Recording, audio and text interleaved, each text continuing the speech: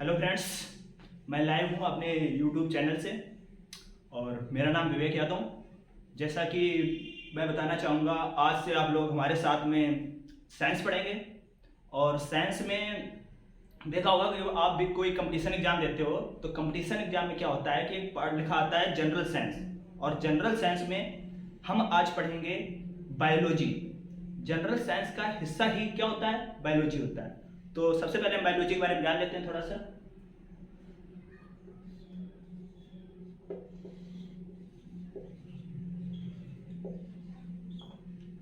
Biology, ठीक है। तो आज हम बायोलॉजी कवर करेंगे और डेली क्लास करेंगे बायोलॉजी की। आज हम इसका पार्ट 1 लेके चलते हैं, तो लिख देते हैं हम यहाँ पर पार्ट 1। तो देखा होगा कोई भी एग्जाम हो, जैसे मान लो आप सीडीएस दे रहे हो या सीजीएल दे रहे हो, रेलवे कोई एग्जाम हो जैसे एनटीपीसी, ग्रुप डी, सीजीएल हुआ, सीडीएस हुआ, कोई भी एग्जाम दे रहे हो, उसमें जो होती है साइंस का जो हमारी होती है कॉमन होती है सभी में, लेकिन डिपेंड करता है कि उसका लेवल कैसा होता है। किसी में नॉर्मल वन लाइनर क्वेश्चन जो होते हैं नॉर्मल पढ़ना होता है, किसी में थोड़ा सा डीपली पढ़ना होता है। तो हम जो आज आप स्टार्ट कर रहे हैं डीपली थोड़ा पढ़ेंगे, एक एक पॉइंट को समझेंगे, सारी चीज़ों कवर करेंगे, और जो बायोलॉजी पढ़ोगे उसकी हम पीडीएफ भी आपको देंगे, सारी चीज़ें देखेंगे। तो देखा होगा कि सबसे पहले हम बायोलॉजी थोड़ी हिस्ट्री के बारे में बात करते हैं, इसका इतिहास जान लेते हैं कि ये जो शब्द है बायोलॉजी, इसमें हमें याद रखना है कि बायोलॉजी एक ग्रीक भाषा का शब्द है। बायोलॉजी एक ग्रीक भाषा का शब्द है। इस भाषा में इसको बायोलॉजी को बायोस प्लस लोगोस, ग्रीक भाषा में बायोलॉजी को बायोस कहा जाता है, बायोस प्लस लोगोस कहते हैं, जहां पर लोगोस को लॉजी भी कह सकते हैं, ब्रैकेट में लिख सकते हैं हम लॉजी। तो हम देखते हैं कि बायोस का क्या मतलब होता है ग्रीक भाषा में। बायोस का मतलब होता है लिविंग, बायोस का मतलब होता है लिविंग, और लोगोस का या लॉजी का मतलब होता है टू स्टडी। और देखा होगा लिविंग, आप सभी लोग जानते होंगे, लिविंग को हिंदी में कहते हैं सजीव,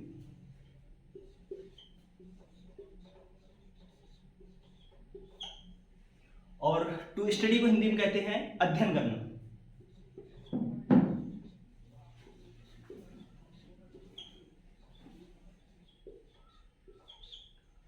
तो लिविंग को कहते हैं सजीव, टू स्टडी कहते हैं अध्ययन करना। तो इसकी डेफिनेशन यहीं से निकल के आती है कि जहां पर साइंस की वो ब्रांच जहां पर लिविंग के बारे में स्टडी की जाए। डेफिनेशन इसकी यहीं से निकल के आती है कि साइंस की वो ब्रांच जहां पर लिविंग के बारे में स्टडी की जाए या सजीवों के बारे में अध्ययन किया जाए, तो उसको क्या कहोगे? बायोलॉजी। तो सबसे पहले हमें ये समझना है कि हम बायोलॉजी पढ़ तो रहे हैं, काफी स्टूडेंट्स को ये नहीं पता होता है कि हमें बायोलॉजी में पढ़ना क्या है। तो हमें ये चीज समझना है कि हम बायोलॉजी में हमें पढ़ना क्या है, सही डायरेक्शन पे हम कैसे तैयारी करें इस चीज की। तो देखेंगे कि इसको परिभाषा, अगर इसकी हम परिभाषा की बात करें तो कह सकते हैं विज्ञान की वह शाखा जिसमें सजीवों के बारे में अध्ययन किया जाए, जीव विज्ञान कहलाता है। अब लेकिन बात यह आती है कि ये जो लिविंग हैं, सजीव हैं, इनको हम पहचानेंगे कैसे कि ये सजीव हैं? तो आप कहोगे, थोड़ा सा साफ कर देते हैं। तो इसकी अगर बात करें कि सजीव जो होते हैं इनकी हम पहचान कैसे करेंगे, जैसे मान लो हम यहाँ पर हैं, यहाँ पर हम खड़े हैं, और एक बगल में मान लो एक चेयर रखी हुई है या बेंच रखी हुई है, जैसे मान लो सामने बेंच रखी है, तो हम कैसे समझेंगे कि हमें और उसमें क्या फर्क है? जो हमें लिविंग और उसको नॉन लिविंग कह सकते हो, क्या पहचान होती है कि हम सजीव हैं और वो निर्जीव है? तो याद रखेंगे, आप कहोगे कि सर आप रेस्पिरेशन का प्रोसेस करते हो, एक तो लिविंग की ये पहचान होती है रेस्पिरेशन का प्रोसेस, मतलब आप श्वसन करते हो। और दूसरी पहचान की बात करें कि आप खाना खाते हो, तो खाना में मान लो हम न्यूट्रिएंट्स खाते हैं, पोषक तत्व खाते हैं, तो न्यूट्रिएंट्स खाते हैं। इसके बाद जब हम कुछ खाते हैं तो उसका प्रोसेस होता है, दो प्रोसेस होते हैं, एक तो डाइजेशन होता है, पाचन होता है। तो इसके बाद आप क्या करोगे? पाचन करोगे, डाइजेशन, इसको कहोगे श्वसन। इसको कहोगे पोषक, पोषण, और डाइजेशन को क्या कहोगे, पाचन। देखा होगा जैसे हम कुछ खाते हैं तो हमारे शरीर में दो टाइप का प्रोसेस चलता है। एक तो डाइजेशन, जो हम लोग खाना खाते हैं उसका तोड़फोड़ होता है, उसका ब्रेकडाउन होता है, करता कौन है, एंजाइम। और दूसरी बात, जब डाइजेशन होता है तो काफी चीजों को हमारी सेल्स डायरेक्ट कंज्यूम कर लेती हैं, और इसके बाद क्या होता है कि काफी चीजों को हमें एक्सक्रेशन करना होता है, बाहर निकालना होता है, रिमूव करना होता है। रिमूव करने की जो प्रोसेस होती है उसको क्या कहा जाता है, एक्सक्रीशन कहा जाता है। ठीक है, तो हमने पाचन किया, इसके बाद उत्सर्जन, एक्सक्रीशन,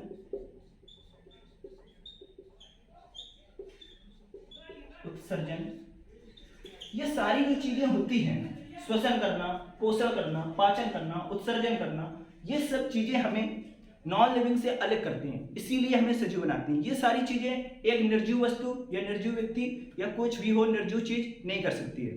तो हम देखते हैं कि समझ गए कि सजीव किसे कहते हैं। सजीव जो श्वसन करे, जो पाचन करे, जो प्रजनन करे, जो उत्सर्जन करे, या जिसकी ग्रोथ हो। और इसमें एक और होता है जिसे कहते हैं रिप्रोडक्टिव, रिप्रोडक्शन,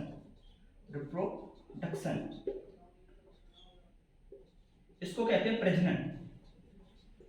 प्रजनन का मतलब होता है कि कोई भी लिविंग अपने जैसी प्रजाति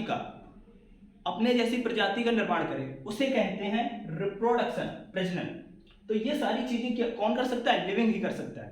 तो बात समझ में आई सभी लोगों को। सजीव किसे कहेंगे, जो रिप्रोडक्शन करे, रेस्पिरेशन करे, न्यूट्रिएंट्स पोषक तत्व जो हम लोग खाते हैं, या डाइजेशन जो हम लोग पाचन करते हैं, एक्सक्रीशन उत्सर्जन करते हैं। ठीक है, तो इतनी बात समझ में आई। एक एक पॉइंट को समझेंगे, हर चीज समझ में आएगी, बस आप ध्यान से देखते रहिए। तो बात आती है कि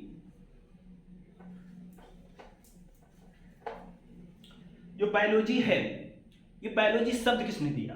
क्वेश्चन काफी बार यहां से पूछा गया कंपटीशन एग्जाम में, वनडे कंपटीशन एग्जाम में काफी बार, कि जो बायोलॉजी है, बायोलॉजी शब्द किसने दिया।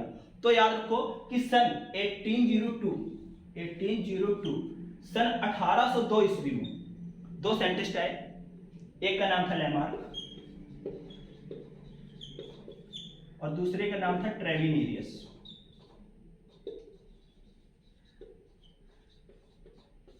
दो साइंटिस्ट आए, दोनों साइंटिस्ट ने मिलकर इस बायोलॉजी शब्द का नाम दिया। तो क्वेश्चन यहां से काफी बार पूछा जा चुका है कि बायोलॉजी जो शब्द है इसका नाम किसने दिया। तो ध्यान रखोगे, बायोलॉजी शब्द का नाम किसने दिया, सन 1802 ईस्वी में लैमार्क और ट्रेविनेरियस, दो साइंटिस्ट ने, दो वैज्ञानिक ने मिलकर दिया था। ठीक है, अब दूसरी बात, अगर हम बात कहें कि जूलॉजी, देखो विज्ञान में, हमारी साइंस में, बायोलॉजी में बहुत सारी ब्रांचें हैं, काफी ब्रांचें हैं, लेकिन हमें पढ़ना क्या होता है, कंपटीशन एग्जाम में कहां कहां से क्वेश्चन बनते हैं, कौन कौन सी ब्रांचेस से क्वेश्चन बनते हैं, ये चीज हमें ध्यान रखनी होती है। बहुत सारी ब्रांचेस हैं, जैसे इक्थियोलॉजी हुआ, डेमोलॉजी हुआ, कार्डियोलॉजी हुआ, टोमेटोलॉजी हुआ, बहुत सारी ब्रांचेस हैं इसकी। लेकिन आपके वनडे कंपटीशन एग्जाम में दो इंपॉर्टेंट है, दो पढ़ना है आपको। कौन कौन सी दो पढ़ना है उसको हम देखते हैं।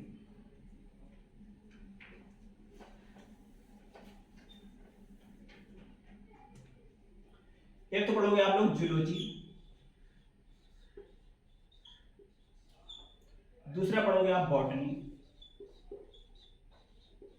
ये दो ब्रांचेस आपके इंपॉर्टेंट है, लेकिन अब कुछ 1-2 साल से कुछ अपडेट किया गया, इसमें एक नई ब्रांच को ऐड किया गया है, उस ब्रांच का नाम है माइक्रोबायोलॉजी। अब इस ब्रांच से भी कुछ क्वेश्चन आने लगे हैं, तो इसको भी हम कवर करेंगे।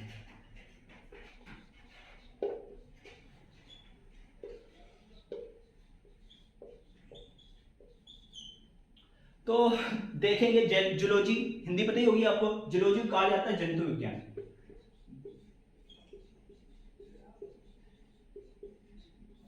और बॉटनी को सबको पता होगा क्या कहा जाता है, वनस्पति विज्ञान।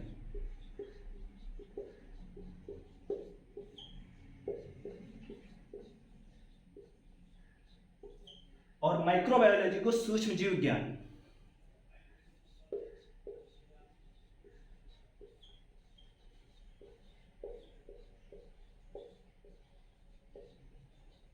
ठीक है, क्लियर।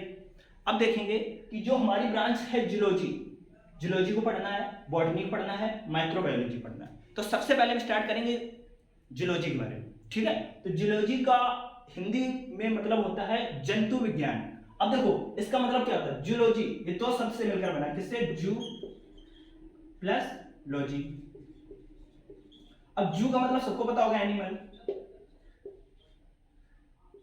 और लॉजी मतलब टू स्टडी, अभी मैंने बताया था। जू का मतलब एनिमल और लॉजी का मतलब टू स्टडी। तो जहां पर एनिमल के बारे में स्टडी की जाए उसको हम क्या कहेंगे, जूलॉजी। तो एनिमल जो है, एनिमल के बारे में अध्ययन करना जंतु विज्ञान कहलाता है, जहां पर जीव जंतुओं का अध्ययन किया जाए। इसी में हम पढ़ेंगे, या आप कह सकते हो इसी में ह्यूमन का भी स्टडी की जाती है। जो ह्यूमन होते हैं, हम लोग होते हैं ह्यूमन बींग्स, जो मनुष्य होते हैं, मानव, उनका भी अध्ययन करना क्या कहलाता है, जंतु विज्ञान। आप लोग जानते होंगे जो मनुष्य है इसका जो निर्माण हुआ है ये एनिमल से ही। पता होगा हम लोगों के जो पूर्वज थे वो क्या थे, एक बंदर थे। तो इसीलिए जो हम लोगों की प्रजाति हमें किस फाइलम में रखा गया है, जूलॉजी में, ठीक है। तो जूलॉजी में हम लोग ह्यूमन बीइंग्स को भी पढ़ेंगे। अब बात आती है कि इसकी जो जूलॉजी है, who is the father of zoology, zoology की इसके जंतु विज्ञान के जनक कौन है। तो याद रखोगे इनके जो जनक हैं अरिस्टोटल, हिंदी में इन्हें कहा जाता है अरस्तु, हिंदी में अरिस्टोटल को अरस्तु कहा जाता है। अब इनको जनक क्यों कहा गया, जो अरस्तु जी हैं, जो हमारे जंतु विज्ञान के जनक हैं, उनको जनक क्यों कहा गया, क्योंकि इन्होंने एक बुक लिखी थी, एक किताब लिखी थी जिसका नाम था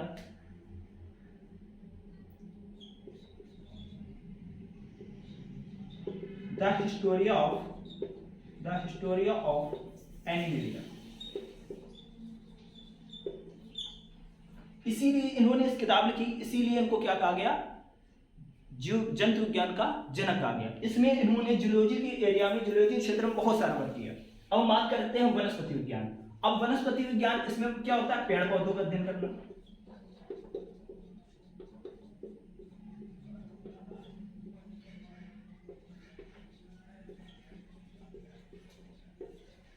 पेड़ पौधों का अध्ययन करना क्या कहलाता है, वनस्पति विज्ञान। तो हम देखते हैं कि वनस्पति विज्ञान, इसके भी क्वेश्चन पूछ लिया जाता है, इसके जनक कौन है, इसके फादर कौन, who is the father of botany. तो इसके फादर हैं थियोफ्रास्टस।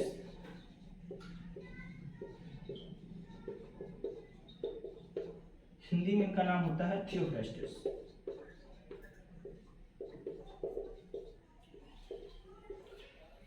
तो इनको क्यों कहा गया जनक, इन्होंने भी एक किताब लिखी, एक किताब का नाम दिया, एक किताब लिखी द हिस्टोरिया ऑफ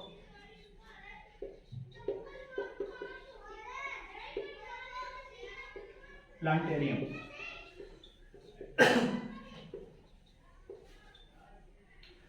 तो बात समझ में आई, जंतु विज्ञान के जनक कौन है, अरिस्टोटल या अरस्तु। वनस्पति विज्ञान के जनक कौन है, थियोफ्रास्टस।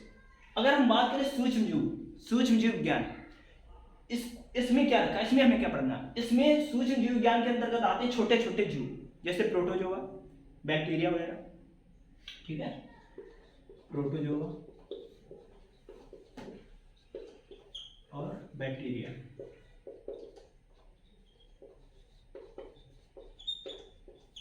या जीवाणु कर सकते हैं। अब इनके जो जनक हैं, इनके कौन जनक हैं, इनके हैं Antonie von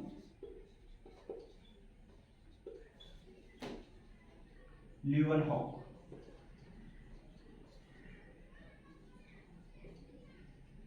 Antony van Leeuwenhoek. तो पूछा जाता है इसके जो जनक हैं, सूक्ष्म जीव विज्ञान के जनक, उसके कौन है, एंटोनी वॉन लीवनहॉक जी। इन्होंने भी एक किताब लिखी जिसका नाम था the secrets of nature, secrets of nature.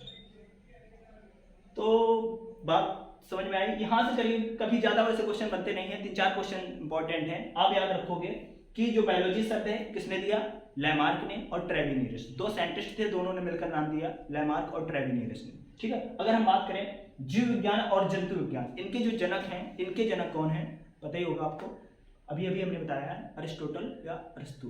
ठीक है। इसी प्रकार अगर बात की कर ली जाए, वैसे केमिस्ट्री पढ़ा नहीं रहे, रसायन विज्ञान के जनक कौन है?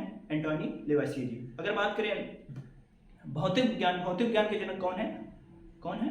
भौतिक विज्ञान के जनक न्यूटन। ठीक है, तो ये सारी चीजें जब फिजिक्स पढ़ेंगे तो उसमें पढ़ेंगे, लेकिन ये था इसकी हिस्ट्री। आज से हम एक नए चैप्टर की शुरुआत करते हैं, नया चैप्टर स्टार्ट करते हैं, उसको पढ़ेंगे और डेली उस चैप्टर को, डेली एक चैप्टर 2 या 3 दिन में खत्म हो जाएगा। इसी प्रकार हम इसमें बायोलॉजी में बहुत सारी चीजें पढ़ेंगे जो हमारे कंपटीशन में आती हैं। जैसे आपका चैप्टर हुआ सर्कुलेटरी सिस्टम हुआ, सर्कुलेटरी सिस्टम में ब्लड को पढ़ना है और हार्ट को पढ़ना है।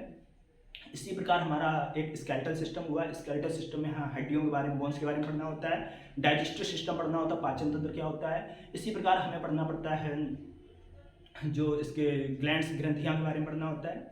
सारी चीज़ें हमें अपने माइंड्स, आँखों के बारे में, ह्यूमन आइज पढ़नी है, हमारी विटामिन्स पढ़नी है। ये सारे चैप्टर आपके कंपटीशन में रखे गए हैं। तो आज एक नए चैप्टर की शुरुआत करते हैं।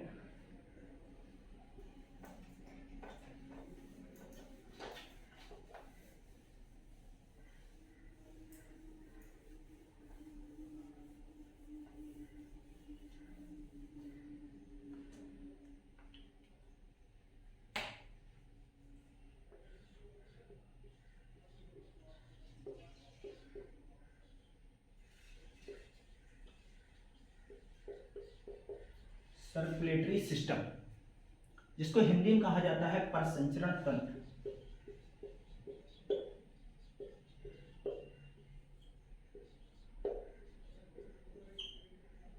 सर्कुलेटरी सिस्टम जिसे कहा जाता है प्रसंचरण तंत्र। इसमें हम पढ़ेंगे सर्कुलेटरी सिस्टम, हमारे बॉडी में जो जो चीजें सर्कुलेटरी सिस्टम में हेल्पफुल होती हैं उनको पढ़ेंगे। जैसे ब्लड हुआ, हार्ट हुआ। तो सबसे पहला चैप्टर उठाते हैं, यहाँ से सबसे पहला चैप्टर करते हैं ब्लड। इसको कहा जाता है हिंदी में रक्त, इसको रुधिर भी कहा जाता है। इसको पढ़ेंगे। तो स्टार्ट करते हैं। सबसे पहला पॉइंट कि रक्त जो है ये क्या है? हमारे बॉडी के एक ऑर्गन है, लेकिन कैसा ऑर्गन है? सर्कुलेटरी ऑर्गन, जो हमारी पूरी बॉडी में सर्कुलेट करता है। तो लिख सकते हैं सबसे पहली बात, रक्त के बारे में अध्ययन करना। रक्त के बारे में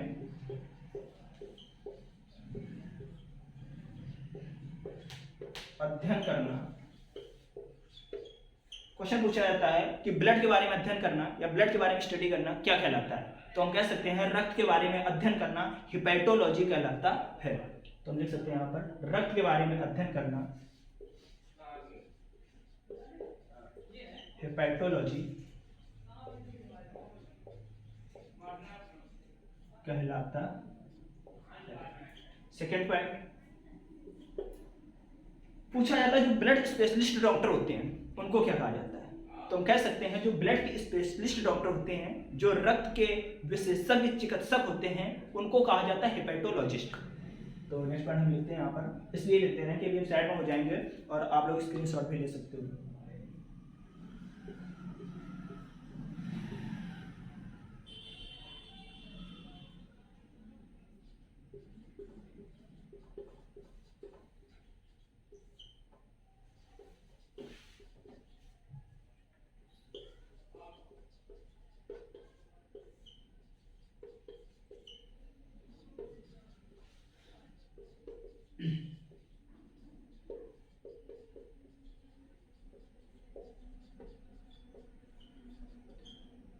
रक्त के विशेषज्ञ चिकित्सकों को हेपेटोलॉजिस्ट कहा जाता है।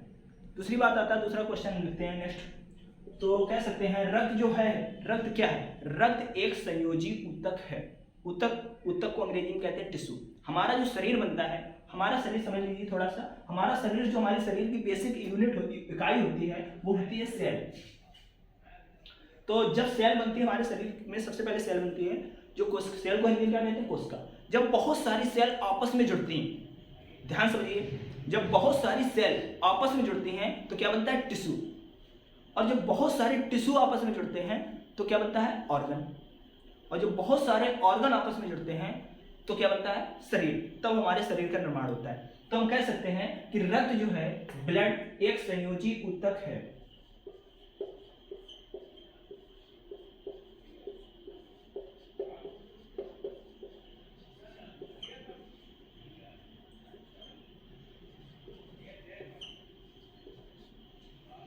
नेक्स्ट पॉइंट,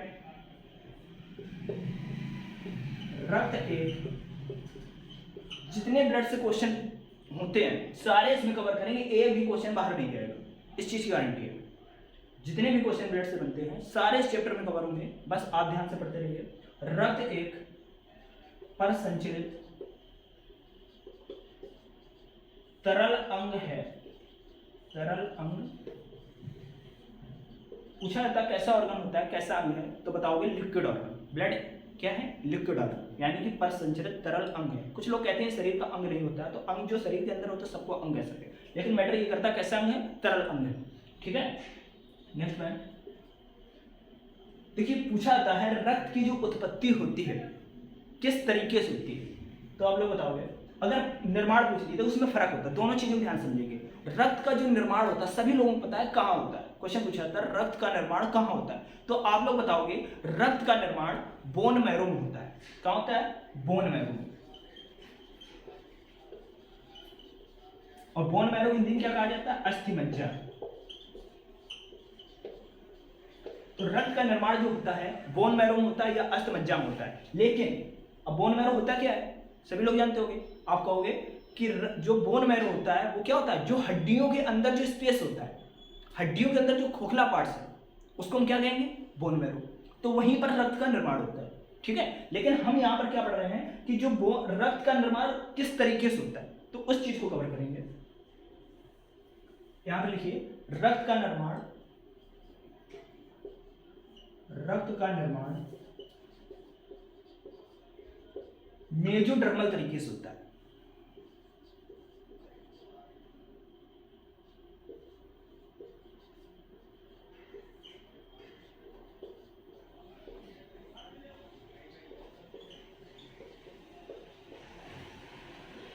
अब आप लोग सोच रहे होंगे मेजोडर्मल क्या होता है, तो उसको हम बताएंगे। और नीचे जगह नहीं है, थोड़ा सा स्क्रीनशॉट लेना चाहो तो ले लो, हम साइड में हो जाते हैं। इसके बाद हम इसको क्लीन करेंगे फिर बताते हैं।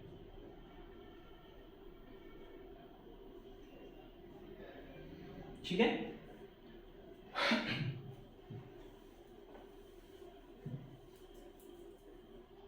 देखिए मेजोडर्मल हमने बताया रक्त का जो ब्लड होता है इसका निर्माण किस तरीके से होता है, तो मेजोडर्मल तरीके से होता है। मेजोडर्मल का मतलब क्या होता है समझते हैं इसको। देखिए जब बच्चा होता है, जब बच्चा बनता है, तो पहले तो हम बच्चा जैसे होता है हमारे जो ब्लड में निर्माण होता है वो अस्थमज्जा हड्डियों के बीच में बोन मैरो होता है वहां पर होता है। लेकिन जब सबसे पहले बच्चा बनना स्टार्ट होता है तो हड्डियां तो बनती नहीं है, तब उसका निर्माण कहाँ होता है? तो जैसे मान लो जो वॉम्ब होता है, गर्भाशय होता है, ठीक है, जब जो गर्भाशय होता है, जब भ्रूण में बच्चा बनता है तो उसको हम देखते हैं कि वहां पर सबसे पहले क्या होता है, सबसे पहले ऐसे करके 3 लेयर बनना स्टार्ट होती है भ्रूण में, वॉम्ब में। कहां पर? वॉम्ब में, मतलब गर्भाशय। गर्भाशय में 3 लेयर बनना स्टार्ट होती है। पहली वाली लेयर को कहा जाता है एंडोडर्म,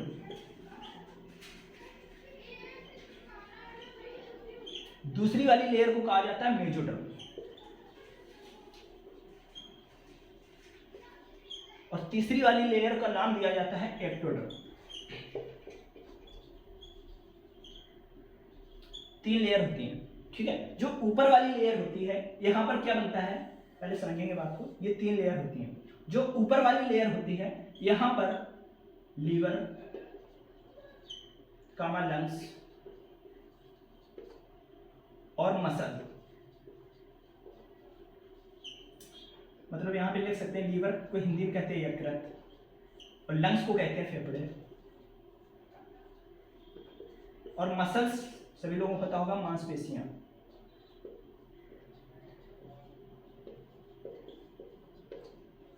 ऊपर वाली जो लेयर होती है यहां पर किसका निर्माण होता है? यकृत का, फेफड़ों का और मांसपेशियों का।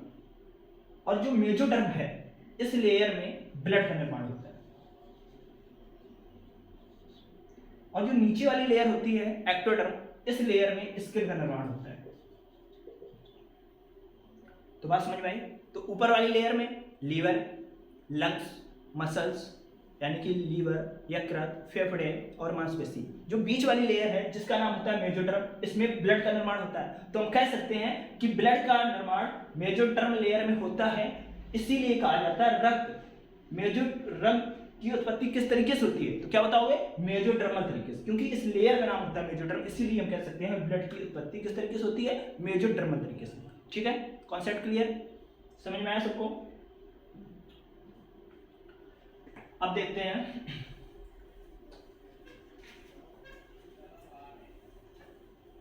नेक्स्ट क्वेश्चन पूछा जाता है यहां पर, जो क्वांटिटी मतलब कितना रक्त पाया जाता है हमारे शरीर में, तो कह सकते हैं जो पुरुष, जो स्वस्थ पुरुष होते हैं, मेल स्वस्थ पुरुषों के शरीर में 5 से 6 लीटर तक रक्त पाया जाता है।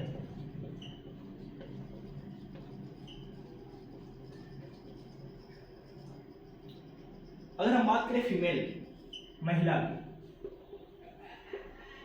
स्वस्थ महिला के शरीर में कितना रक्त पाया जाता है, तो याद रखना 4 से 5 लीटर, 4 से 5 लीटर तक रक्त पाया जाता है। ठीक है, बात समझ में आई। नेक्स्ट पॉइंट देखते हैं। कभी कभी पूछ लिया जाता है कि ये जो रक्त होता है कितने परसेंट होता है ओवरऑल वेट का, कुल शरीर के वजन का कितने परसेंट रक्त पाया जाता है, तो हमेशा याद रखोगे कुल शरीर के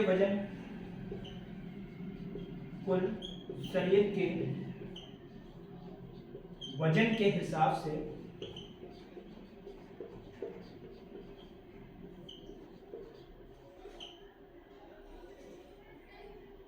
7% रक्त पाया जाता है।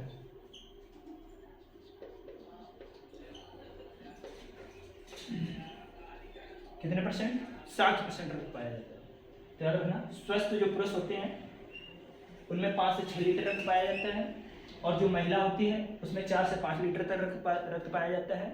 और इसका पूछ लिया ओवरऑल कुल बॉडी वेट का, तो कुल बॉडी वेट का 7%। ठीक है, अब देखते हैं एक क्वेश्चन यहाँ से बनता है कि जो रक्त है इसका मापन कैसे करते हैं, किस यंत्र के द्वारा इसका मापन किया जाता है।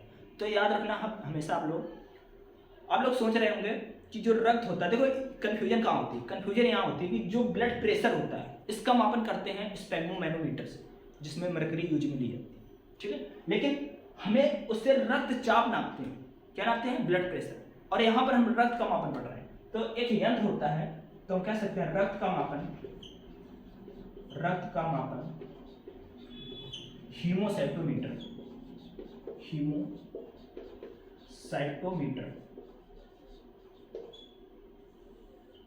रक्त का मापन हीमोसाइटोमीटर के द्वारा किया जाता है।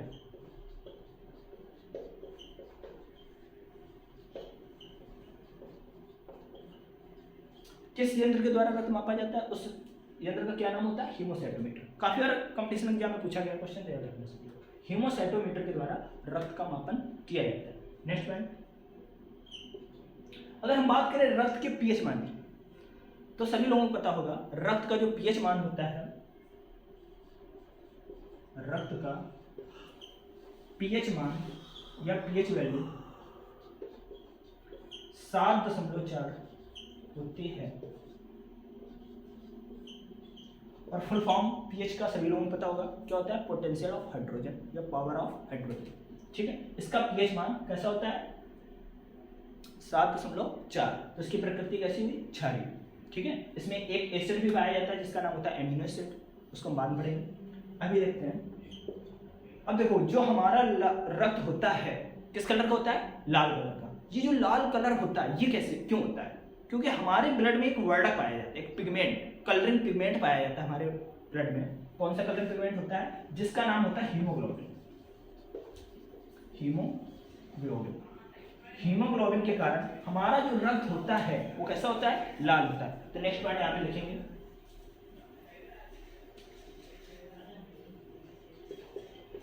हमारे रक्त का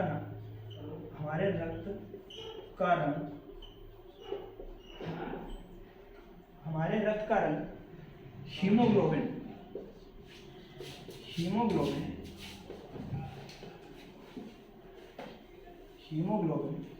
रंग वर्णक के कारण वर्णक के कारण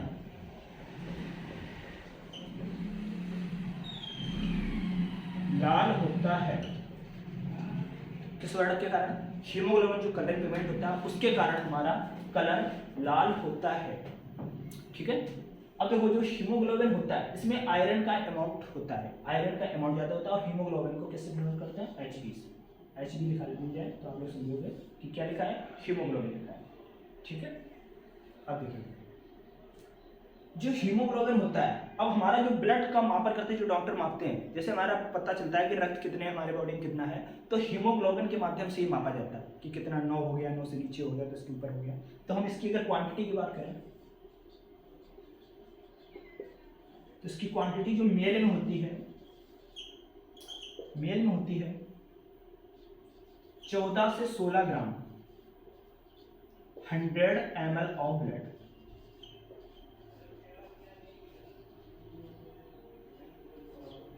मेल में कितनी होती है? 14 से 16 ग्राम 100 ml ऑफ ब्लड। अब हम देखते हैं अगर हम बात करें फीमेल की, फीमेल में होती है 10 से 14 ग्राम 100 ml ऑफ ब्लड। कितनी होती है? 10 से 14 ग्राम 100 ml ऑफ ब्लड। बात समझ में? तो क्वांटिटी भी पूछ ली जाती है। यहाँ से 5-6 क्वेश्चन याद रखोगे कि स्वस्थ पुरुष के शरीर में कितना रक्त पाया जाता है? 5 से 6 लीटर। स्वस्थ महिला के शरीर में कितना पाया जाता है? 4 से 5 लीटर। कुल शरीर के वजन के हिसाब से जो हमारा परसेंटेज में पूछा जाए तो 7%। अगर पूछा जाए रक्त का मापन किस यंत्र से करते हैं तो हीमोसाइटोमीटर के द्वारा। रक्त का पीएच मान 7.4 होता है। हमारे रक्त का रंग हीमोग्लोबिन रंग जो होता है किस वर्णक के कारण होता है? हीमोग्लोबिन रंग वर्णक होता है, उसके कारण हमारा जो खून होता है वो कैसा होता है? लाल होता है। अगर हम बात करें हमारा जो क्वांटिटी होती है रक्त की, मेल में कितनी होती है? 14 से 16 ग्राम 100 ml ऑफ ब्लड, और फीमेल में कितनी होनी चाहिए? 10 से 14 ग्राम 100 ml ऑफ ब्लड। अगर इससे नीचे कम हो रही है तो समझ जाना आपके शरीर में खून की कमी हो रही है। ठीक है। थोड़ा बहुत हो जाए तो फर्क नहीं पड़ता है, ज्यादा नीचे आ गया जैसे 5-6 के करीब पहुंच जाए, 7 के करीब पहुंच जाए तो प्रॉब्लम हो सकती है। ठीक है। इसको स्क्रीनशॉट लेना चाहो तो ले लो, इसके बाद हम आगे कंटिन्यू करते हैं। चलिए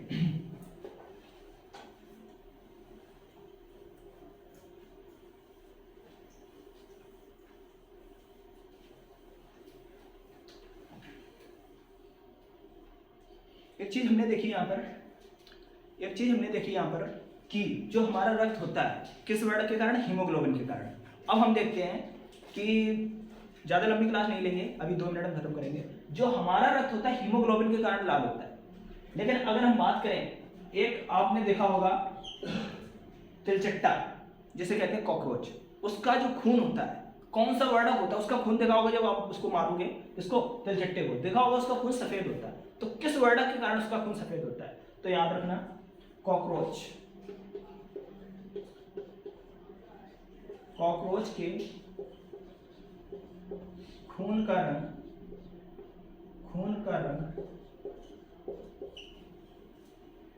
हीमोलिम्ब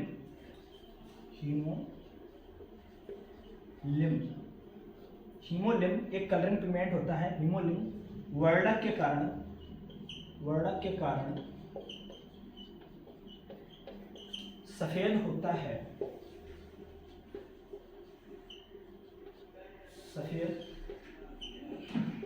है, और इसी प्रकार देखते हैं कि जैसे आपने देखा होगा एक डिवाइस फिश होती है ऑक्टोपस, डिवाइस फिश जिसे कहते हैं ऑक्टोपस।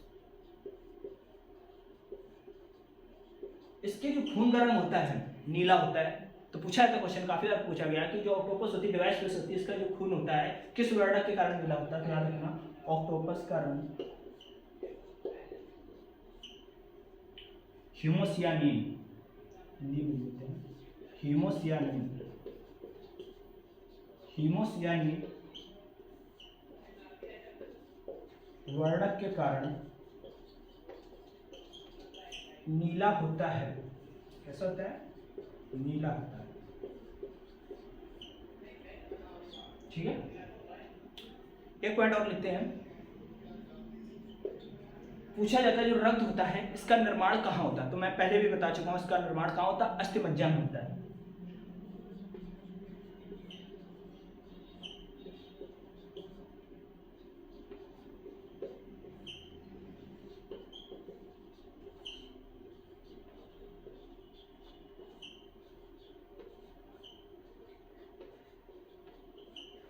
ये सारे क्वेश्चन आपके इंपॉर्टेंट हैं। अब यहाँ से आज के लिए बस इतना ही रखते हैं। एक हेडिंग डाल लीजिए जहाँ से हम कल कंटिन्यू करेंगे। Components of blood.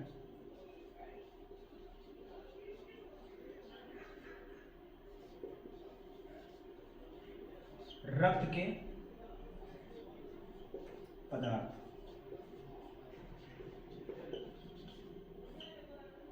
सभी लोग हेडिंग डाल लीजिए, इसके बाद यहीं से कंटिन्यू करेंगे। तो आज के लिए इतने ही रखते हैं। कैसी लगी हमारी क्लास? सभी लोग सब्सक्राइब करें, लाइक करें और शेयर करें। जय हिंद, जय भारत।